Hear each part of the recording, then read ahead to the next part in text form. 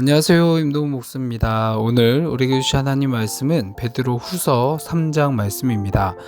2021년이 시작된 게 얼마 되지도 않은 것처럼 생각되는데 벌써 오늘은 한 해 마지막 달의 시작이 되었습니다. 여러분 한 해를 돌아보면 후회 없는 삶을 살았는지 아니면 조금 더 열심히 살 거리라는 후회가 드십니까? 늘 그렇듯이 한 해를 돌아보면 여러 가지 후회와 아쉬움들이 많이 남는 것 같습니다. 오늘 본문의 말씀은 재림에 관한 말씀을 하고 있습니다. 이 마지막 때를 살아가고 있는 우리들이 주님 앞에 섰을 때 후회하지 않기 위해서 어떻게 살아야 할지 함께 나누고 돌아보았으면 좋겠습니다. 주님의 재림, 즉 예수님의 다시 오심은 성도에게 구원의 완성을 의미합니다. 구원의 완성으로 가는 과정에서 성도는 악한 영들의 도전을 받아서 미혹을 당하기도 하고 시험을 당하기도 하죠. 그래서 늘 그들과 싸우는 삶을 치열하게 살아가고 있습니다. 그래서 우리 성도된 자들이 주님의 재림을 맞이하기 위해서 현재 삶에서 무엇을 해야 할지를 알아야 할 겁니다. 그러기 위해서 우리가 해야 될 첫 번째는 하나님의 날을 간절히 사모하는 겁니다. 주님의 재림은 도적이 예고 없이 갑자기 임하는 것처럼 임한다라고 합니다. 예수님이 오시면 종말의 때가 임할 텐데 종말이 오게 되면 사람들은 엄청난 두려움과 공포에 휩싸이게 될 겁니다.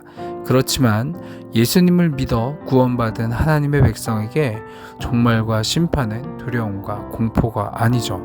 그 시간은 바로 승리와 기쁨의 시간이 되어질 겁니다. 예수님이 심판주로 재림하셔서 악한 세력을 처벌하시고 의의 백성을 영원한 하나님의 나라로 들어가도록 그 구원을 완성해 주시다라는 그 믿음이 우리에게 있어야 합니다. 그래서 성도된 우리들은 종말을 두려워하는 것이 아니라 간절히 사모하고 기다리고 또 그를 준비하며 살아야 합니다. 두 번째는 경건하고 거룩한 삶으로 그날을 준비하라라는 겁니다.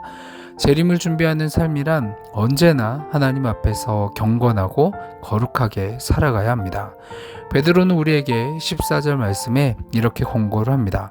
주 앞에서 점도 없고 흠도 없이 평강 가운데 나타나기를 힘쓰라. 분명히 이 말씀대로 살기는 너무나 힘든 말씀이죠. 그렇지만 우리가 언제나 주님의 심판대 앞에서 사는 것처럼 살아가는 것이 주님의 재림을 소망 가운데 살아가는 성도들이 준비하며 살아가는 바른 자세입니다. 성도는 하나님이 기뻐하시는 뜻대로 살아감으로 재림과 심판을 늘 준비하며 살아가야 하는 것이죠. 세 번째는 영적 싸움을 싸워야 합니다. 마지막이 가까울수록 미혹하는 자들이 더욱더 기승을 부리며 믿는 자들을 유혹해서 그 영혼을 멸망의 길로 끌고 가려고 시도를 합니다. 그래서 성도들은 그리스도의 은혜와 그를 아는 지식에 자라가야 한다라고 18절 말씀을 통해 우리에게 권고합니다. 적그리스도의 도전이 강해질수록 성도는 말씀과 기도로 무장하여 악한 관계를 깨트리고 진리 가운데 늘 굳게 서야 하죠. 또 하나님의 말씀을 전하고 가르치는 일에 더욱 힘을 써서 많은 영혼들을 굳게 세워야 할 책임과 사명이 우리한테 있다는 것을 기억하시기 바랍니다. 그러므로 성도는 재림이 가까울수록 더욱 모이기를 힘쓰며 마음을 합하여 기도하고 거룩한 영적 공동체를 이루어 가야 합니다. 영원한 하나님 나라를 기업으로 받기 위해 힘을 다해 마귀와 싸워 승리를 거두어야 합니다. 예수님을 시험하며 하나님의 구원 계획을 방해하려 시도했던 사탄은 오늘도 여전히 말세를 살아가는 성도들을 도발합니다.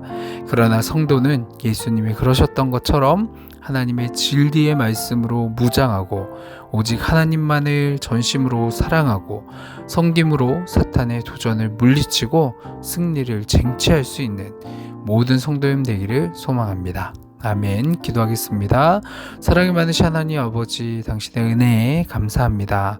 마지막 때 우리 그리스도인들에게 하나님을 향한 소망과 내세에 대한 사모함이 있게 하심에 감사합니다. 늘 믿음의 눈으로 바라볼 수 있게 하시고 주님과 동행하며 주님의 때를 기쁘게 기다리며 살아가는 믿음으로 오늘도 승리하게 하여 주옵소서. 감사드리며 이 모든 기도 사랑이 많으신 예수 그리스도의 이름으로 기도합니다. 아멘.